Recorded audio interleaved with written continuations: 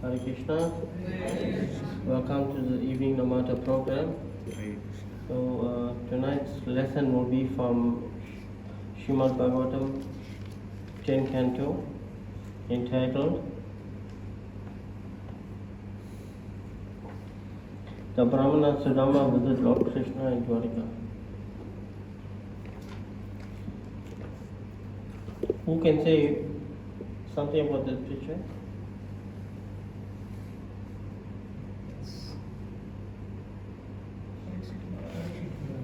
Who's the author of Bhagavad Gita? Krishna. And Bhagavatam? Or what's the difference between Bhagavad Gita and Bhagavatam? Krishna is speaking Bhagavad Gita. This is about Krishna.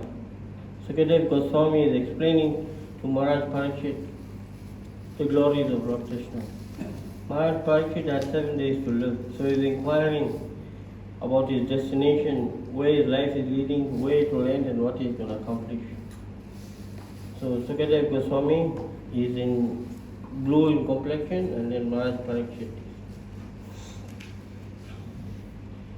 So this pastime of Sudhama Brahmana is very enriching in my life.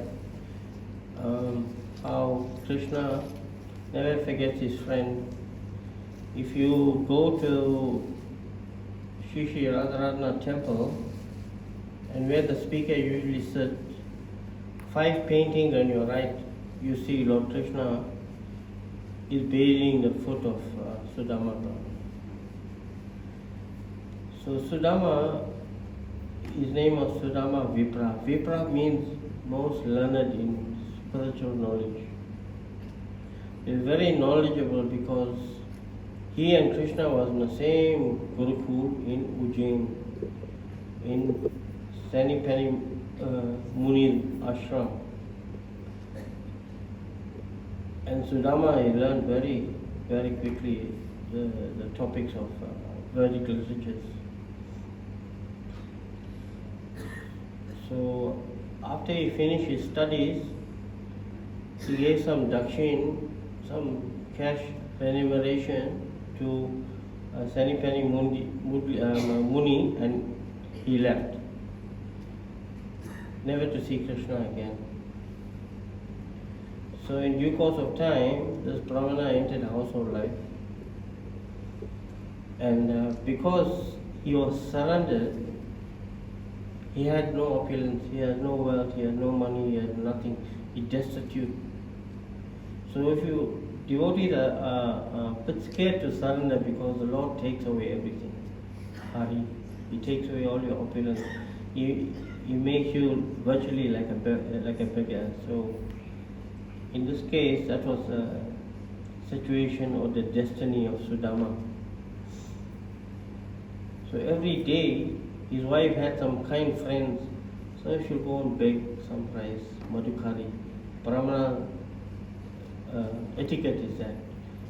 Like a bee take nectar from different flowers, so you go each household, you take a little, you cook it and you offer it to your husband. So when the marriage is based on spiritual life, then the goddess of fortune comes and resides. So the wife has to serve the husband as the Lord Prabhu. She has to serve. So she was getting weaker and weaker, and she lost her beauty because of new nutrition. In Sudhama's body, you could see the veins sticking out. Sometimes when you agitate people and they get high blood pressure, you can see the veins are sticking out. But this naturally, Sudhama, because he was not taking any nourishment, he was like skeleton. But it never bothered him because he was always meditating on Sri Krishna.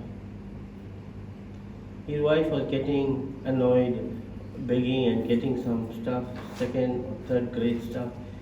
and cooking it and offering it and then giving to her husband, and but she will not take. She sustained herself with some water. So one day she gave the meal to her husband, and she said, "Why don't you go and see your friend Krishna in Dwarika? Krishna takes care of the Brahmins. He'll be most merciful to you. So you go and see him and tell him your position. Because Krishna fulfills all desires, and he fulfills all the wishes or desires of the Brahmins." So Sudhama never replied. When he went to bed that night, he was thinking about it. And then the next morning, he said to his wife, "Do you have any presentation that I can give Sri Krishna?" She said, "No. But what I can do is I can go and bake some stuff and I'll give it to you." So she went to her friend's household. They gave her the chip rice, 1 palmful. She put it in a sari. They gave another one, another. So she collected 4 palmfuls of rice. Those rice were supposed to be rejected. Even the cows won't eat it. That rice had the black tips. These were black on either side. So she took one cloth size of a handkerchief and she put it in the center, and she tied a knot and she gave it to Sudhama. Said, "Please take this." In his mind he is thinking, how can I give him this? The Supreme Personality of Godhead. Must I give him this present? So in any case, he started his journey with one staff or danda. He's walking. The hot blazing sun was scorching. He fell down the bank. He's rolling, and he lay like that for many hours until he regained his strength. Then he's walking again. Now Krishna is Trikala Gyan. Past, present and future he knows. He is situated in our heart and everybody's heart. He knows what's going on. So the next day, while Sudhama was asleep, mysteriously he was transported to the gate of Dwarika. When he got up in the morning, he found himself outside the military gate. So Lord Krishna was very fond of receiving brahmanas. So 2 or 3 brahmanas were waiting also to have darshan of the Lord. And the guard allowed them in the first and second entry into the palace. And then when they went to the third palace, Sudhama thought, I'm already in the spiritual world. Then he glanced, he could not see further. There were 16,000 palaces. And Krishna, he has 16,000 palaces, and he never leaves that palace on any engagement. So at that point in time, Sudhama is walking and wondering, where is Krishna? So he came to a hallway, and then that passage leading to a bedroom, and there from a distance he could see Rukmini massaging the feet of Krishna. And then Krishna smiled. He said, "My dear friend is here." So when he went to see Sudhama, he was perplexed and shocked. Skeleton body, unkept, dirty cloth, torn dhoti, torn kurta. He just contained his acknowledgement. He didn't say a thing. So Krishna came out of the bedroom, brought him to the sitting room, made him sit, summoned the queen's maid, bring warm water, bring all scented perfumes, There, Krishna, he bathed the foot of Sudhama. All the servants' mouth agape and they're looking in shock. How come Lord Krishna is doing this? But they didn't understand the relationship before, that they were school friends, Gurukul friends. So when Krishna had finished, bathed his feet, he massaged it, took the same water, he sprinkled it in his mouth and in his head. That is the respect you give to Brahmanas. So in offering prayer, the last prayer we say, Namo Brahmanaya. That means Krishna is very dear to the Brahmins. You can't offend any Brahmins. Your life is doomed. Krishna eats through the mouth of the Brahmins and he protects the Brahmins. So Sudhama Vipra, a very elevated soul, and Krishna put him in this situation. He don't hanker for things he don't have, he didn't lament for things he lose because he had nothing. So after that bathing ceremony, they showed him to the washroom where he had taken his bath, and Krishna had given him in his room silk cloth to wear. For that day he felt like he is a king.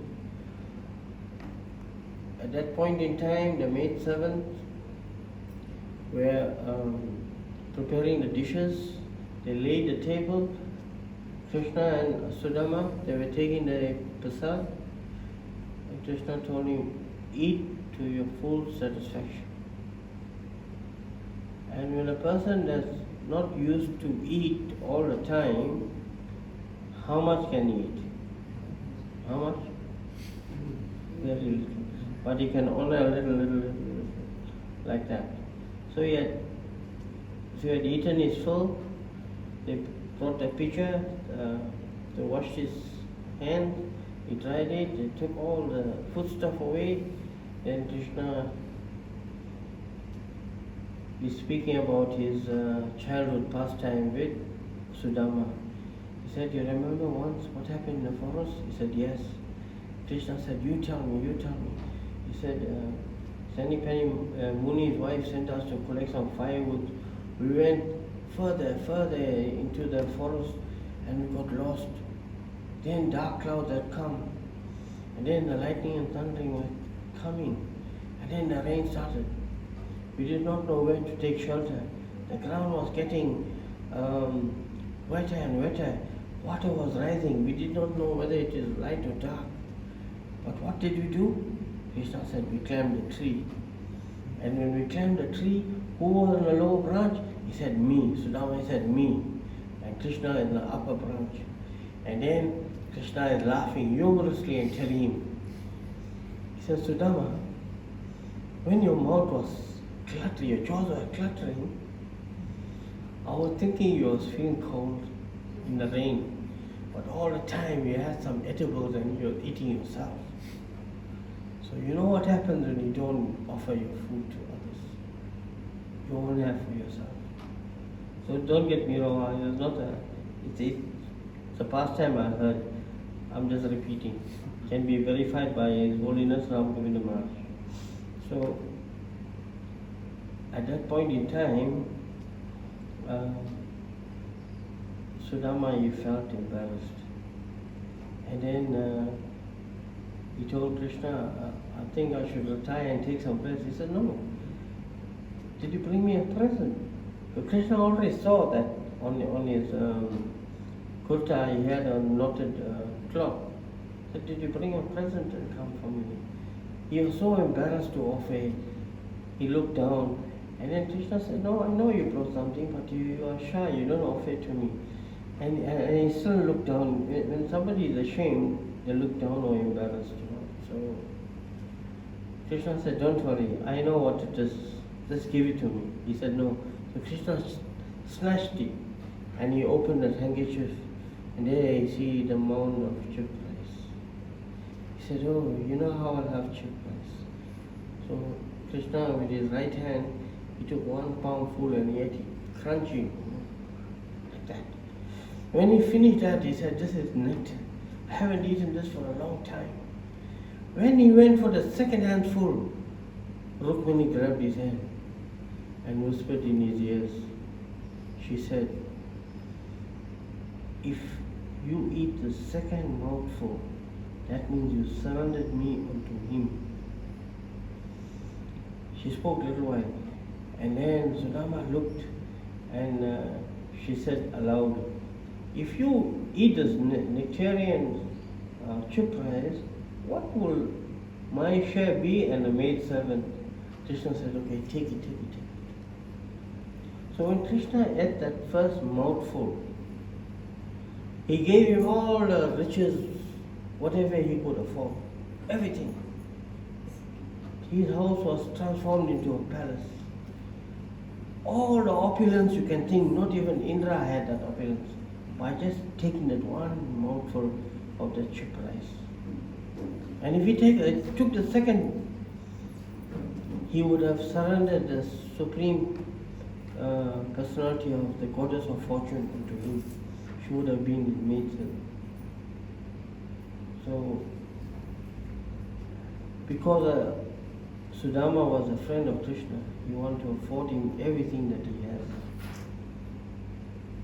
So, Sudhama was still feeling uncomfortable by offering the chip rice. Then that handkerchief with the chip rice went to Rukmini, and Rukmini shared it with the servants. And then they took rest. He took rest at night. In the morning, he had his shower. He took out his royal robes. He put on the cloth that he wore on time, that was already washed, ironed as it was. There was no addition or subtraction to his cloth. Then he walked out of the chambers, and then Krishna asked, "Are you leaving?" He said, "Yes." He said, "You eat something before you go." So he had some fruits and he was going. So Krishna is escorting him from his palace to the third gate. So while he was asking, while he was going, he's asking Krishna, "Bhabhi sent me the message." Krishna ignored it. He said, "What I'm going to tell Bhabhi?" Krishna ignored it. So when he was on the correct pathway on the main road, Krishna turned back and went to his palace. After 3 to 4 days, Sudhama went to his residence.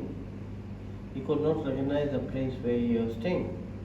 Palatial building, ornate marbles, all the opulence, gold, silver, jewelries, and diamonds and pearls. And there you see his wife coming dressed like royalty. When he saw that, he was unaffected. All his friends and neighbors came and said, "Sudhama, Sudhama, look at your house." He said, "Yes, very nice." He said, "Who gave it to you?" He said, "Krishna." He couldn't believe it. So his wife selected some cloth for him and said, "You wear this." He said, "Enough, that's fine. I'm fine like this." When the mind gets attracted to the glitter of material objects, spiritual life is doomed. You're going to chase after material opulence. So Vipra means learned. So he's learned, he knows the literature. All the things mean nothing to him. But because his wife was in a poverty-stricken situation, a chaste wife, he had to follow her instruction and go and see Lord Krishna. And you can't take another person's child and make them suffer in your house. Nowadays, marriage proposal, when you go and say, "I'm interested in your daughter," "Oh, what job are you doing?" "Oh, chemical engineer." "Oh, that man did his math search away, 35,000 a month here. Okay, it's suitable for my daughter." You can. That is a criteria, opulence. But with Sudhama, Vipra, nothing of that sort happened. He lived a plain and ordinary life. At the end of the day, he'll go and massage the cow's feet. He will take a portion of that rice that is being cooked, he'll go and feed it. He'll take half of that glass of that water, he will give to Gomata like that. He was not bothered of that opulence. So he lived a saintly life, meditating constantly on Krishna. At the end of his lifetime, Garuda came and took him back to the spiritual world. So in Bhagavad Gita it is stated, in this endeavor there is no loss of diminution. A little advancement on this path can protect one from the most dangerous type of fear. And what is the most dangerous type of fear? It's taking birth in a lower species of life. If you took to this process, you had an accidental fall down, you still considered to be saintly because you know your mistake, you rectify it, and the most important thing is you are chanting. Suppose a person take to Krishna consciousness and he didn't perfect his life, he'd been killed in a car accident. So there's no loss of diminution. Whatever pious activity carries him to the next destiny. Either be born in a Brahmana family to continue his spiritual life, or born in a rich aristocratic family to take to this process very easily because they have all the means like that. So Krishna is very, very dear to the Brahmanas. Don't offend any Brahmanas. Folded hands. You wish them, you greet them well. If there is some misunderstanding, be the first to apologize. Humility. Prabhupada is giving a definition of humility. Affording all respect to others and not getting the satisfaction of being honored. So these Brahmanas are personally protected by the Lord. There was one sage, his name was Biru. He went to test the humility of three personalities, Shiva, Brahma and Vishnu. So he went by Lord Shiva, he said something, Lord Shiva got agitated and he chased him with his trident, he ran away. He went to Lord Brahma, offended Lord Brahma, and he ran away because Lord Brahma got angry. Then he went to Vishnu.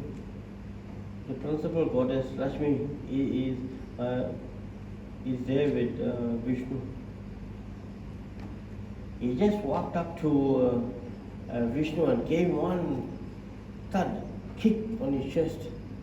Lord Vishnu smiled and said, "Oh, let me massage your feet. Your feet must be sore after hitting my stone-like chest." So he knew Vishnu, Supreme Personality. But Mother Lakshmi, she said, henceforth, effective immediately, I curse the Brahmanas to be poor, but not ISKCON Brahmanas. ISKCON Brahmanas are rich, poor, but other Brahmanas, they're poor. So I'll stop here. Is there any questions with spiritual considerations we can attempt to answer?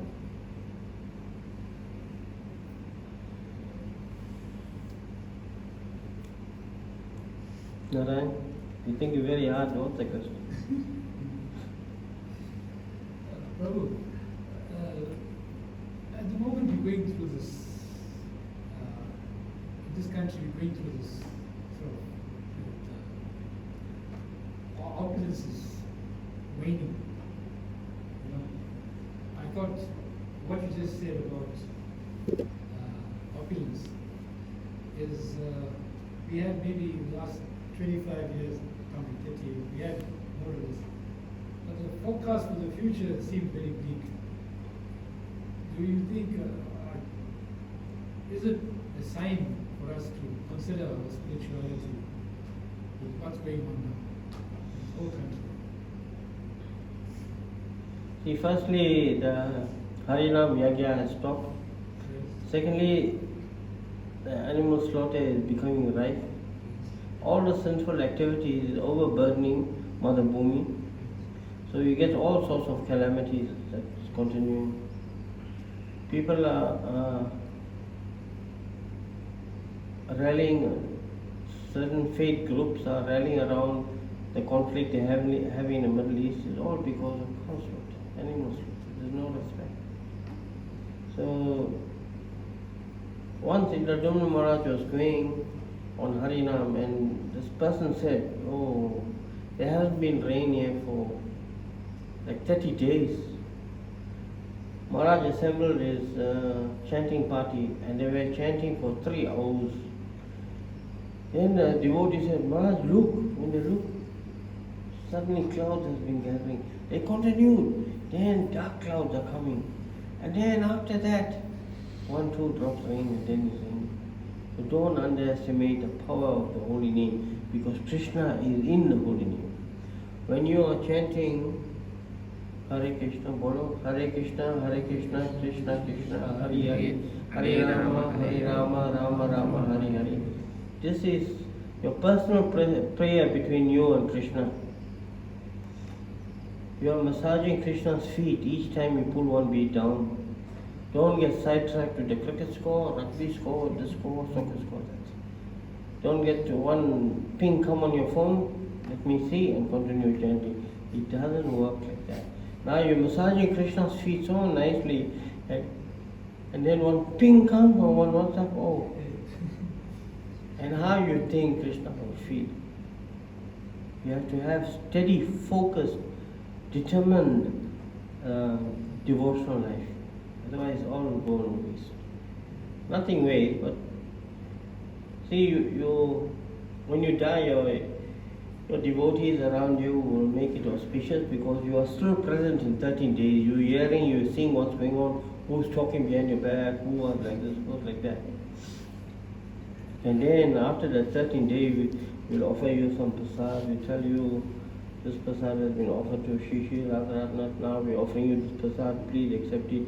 So this prasad is so potent, it'll come with in contact with the soul and go to a higher destination, free from some entanglement, like that. So when we perfect our chanting, then there's no need for us. Is it okay? It's 6 o'clock now? I'm not sure. Well, can you tell us a bit about the Gajendra pastime? Oh, Gajendra. They say it's auspicious for Kartik to hear that, isn't it? Yes. Gajendra the elephant, he was a personality, prince in his former life. Because of his karma, he became in an elephant body. When he became an elephant body, where there's vast bodies of water, they call it a pond. So in his previous life, he should disturb all the saintly people. That is doing meditating, that is doing yajna, is a mischief maker. What they say in Hindi, chubul, like that. So when he left his body, he came in an animal body, Gajendra. So he should go uprooting the lotus in a lotus flower in a pond. He should break the trees, destroy the park. It's a bad thing to do. So he was wild. He doesn't know what is right and wrong. So he is continuing causing destruction.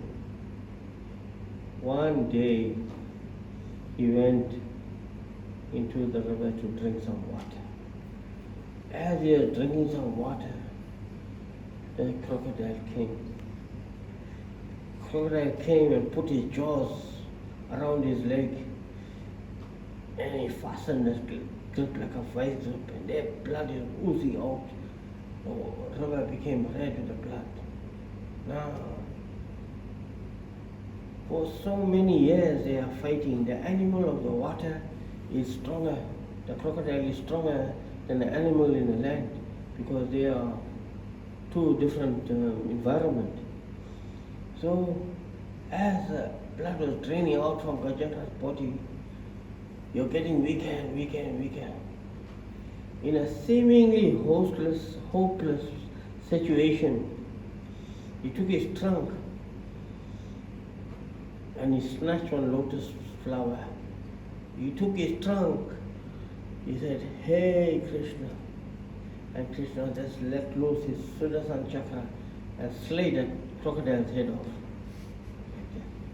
So what is seemingly impossible, or what is in an impossible position or situation you may arise, never forget Krishna. Because Krishna never forgets you. So don't let that animal instinct come out. Be destructive. Be nice. People will talk about you. Even if you die, they'll talk, "Oh, Narayan is a nice devotee, always helping set up, helping in the background, doing some menial work." Does anybody here new that came for first time? First time she's done. Oh. I did not introduce myself. First time. Is there any other question before we stop? We will do the lamp offering and after that Guru Puja.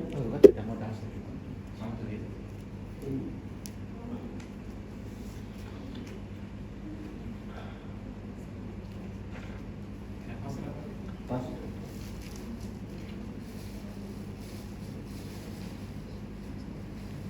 So there's 8 verses here. The Mataji read 4 and the Prabhu read 4. Narayan, you want to start? You got your glasses. You can start the first one. You read the first. Prabhu will read the first page and the reverse page the Mataji will read. You need a mic. Come here.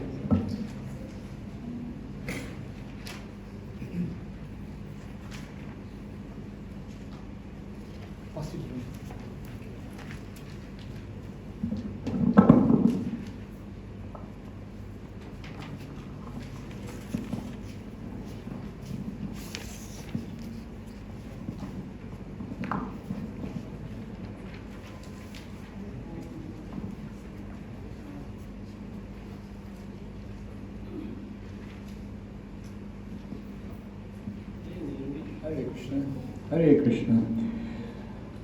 To the Supreme Lord, whose form is the embodiment of eternal existence, knowledge and bliss, whose shark-shaped earrings are swinging to and fro, who is beautifully shining in the divine realm of Goloka, who, due to the offense of breaking the pot of yogurt that his mother was churning into butter, and then stealing the butter that was kept hanging from a swing, is quickly running from the wooden grinding mortar in fear of Mother Yashoda, but who has been caught from behind by her who ran after him with great speed. To that Supreme Lord, Sri Damoda, I offer my humble obeisances.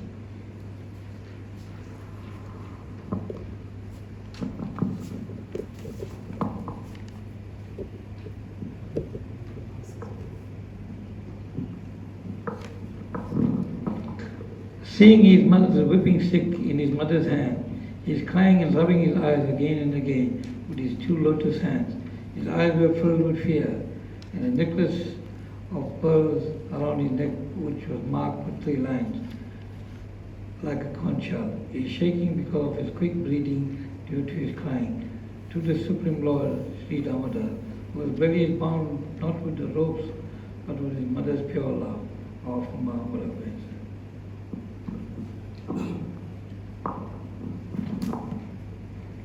By such a childhood pastime as this, he is drowning the inhabitants of Gokul in pools of ecstasy and revealing to those devotees who are absorbed in knowledge of his supreme majesty and opulence that he is only conquered by devotees whose pure love imbued with intimacy and is free from all conceptions of awe and reverence.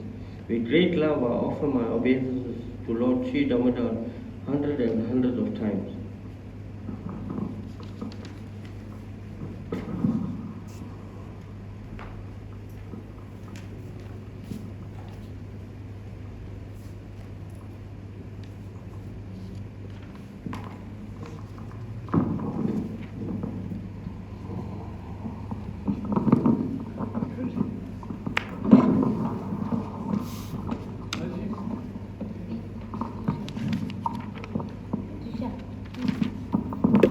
O Lord, although they are able to give all kind of benedictions, I do not pray for you to the boon of impersonal liberation, the highest liberation of eternal life of my Kota, nor any other boon which may be obtained by executing the 9 processes of bhakti.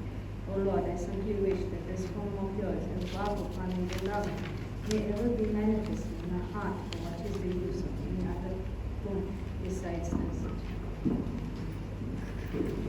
O Lord, the lotus face, which is encircled by locks of soft black hair, tingled hair, is kissed again and again by Mother Yasoda, and your lips are reddish like the Vrndhavan fruit. May this beautiful vision of your lotus face be ever manifested in my heart. Thousands and thousands of other benedictions of our no use to me. O Supreme Godhead, I offer my obeisances unto you, O Damodara, O Ananta, O Vishnu, O Master, O my Lord. Be pleased upon me. Be showering your glance of mercy upon me. Deliver this poor, arrogant fool who is immersed in an ocean of worldly sorrows and become visible to my eyes. O Lord Damodara, just as the 2 sons of Kuvera, Manigriva and Nalakurava, were delivered from the curse of Narada and made into great devotees by you in your form as a baby tied with rope to a wooden grinding mortar, in the same way, please give me your own Prema Bhakti. I only long for this and have no desire for any kind of liberation. O Lord Damodara, I first of all offer any obeisance to the brilliantly encarved rope which binds your belly. I then offer my obeisance to your belly, which is the abode of the entire universe.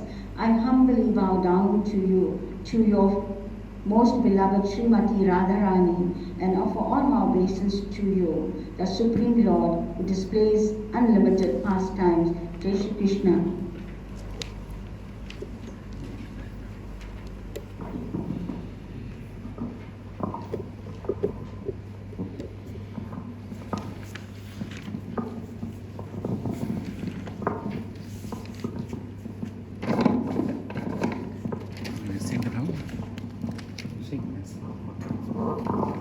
So thank you so much to His Grace Anantadeva Das. Can we have a round of applause for Prabhu?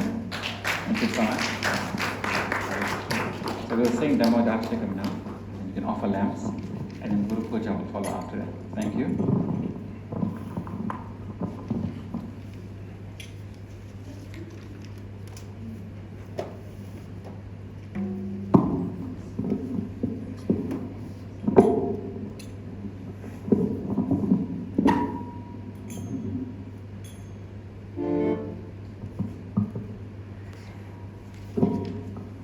Hare Krishna.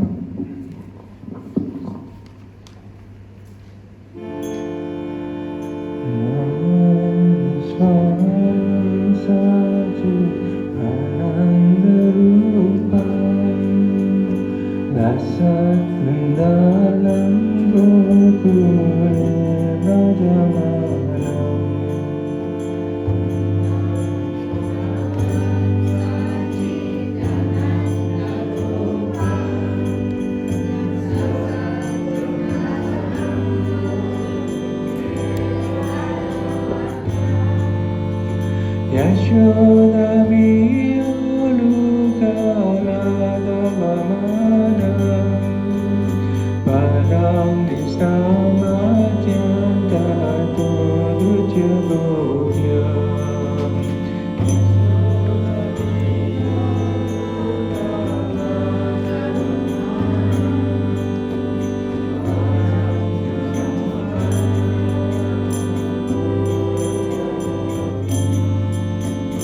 Rudantamunetra Yugman Vijantam Karamboja Yugmena Satam Kanetram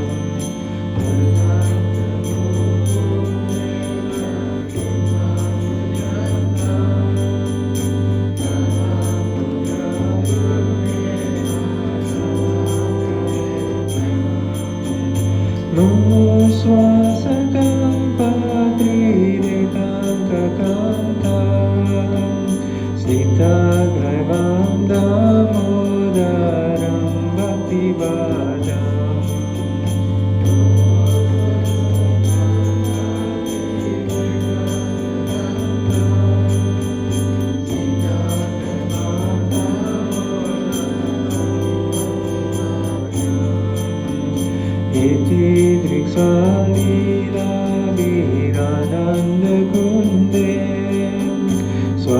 Shamni Majanta Bhakya Payantam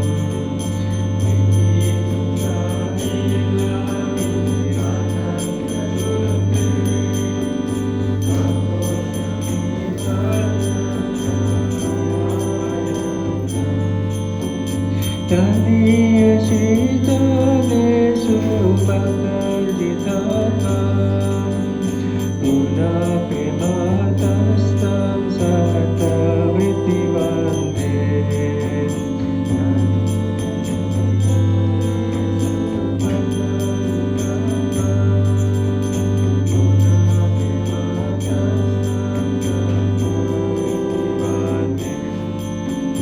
Param Deva Moksham Na Moksham Madhimva Najanam Dine Amare Shadapiya Param Deva Moksham Na Moksham Madhimva Najanam Dine Amare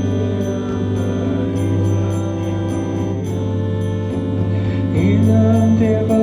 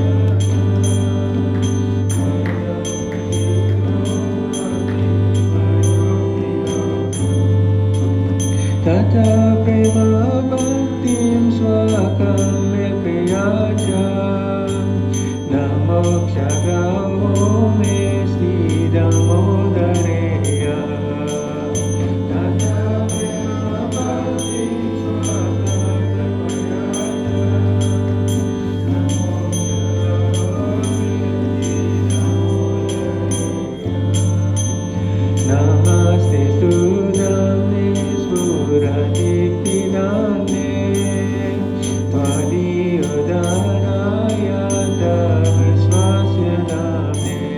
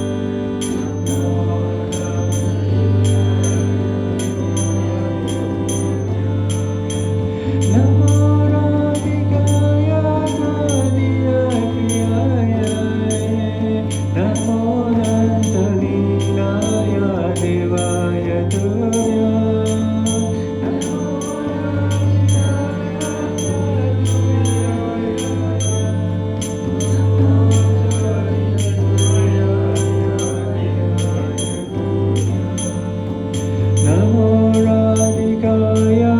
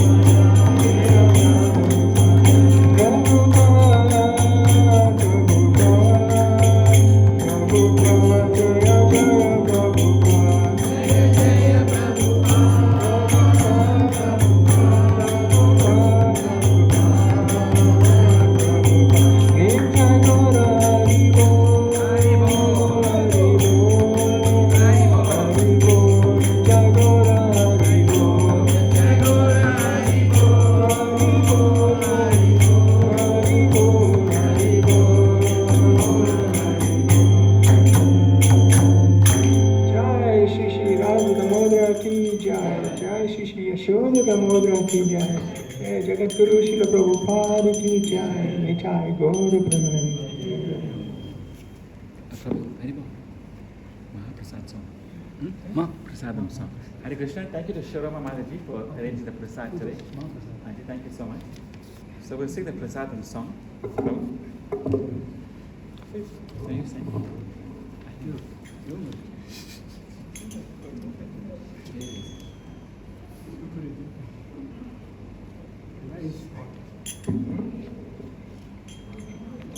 Sharira Vijaya, Mahaprasad Govinde, Mahaprasad Govinde, Namo Brahmane Vaishnave, Saprasana Animi. Can't read.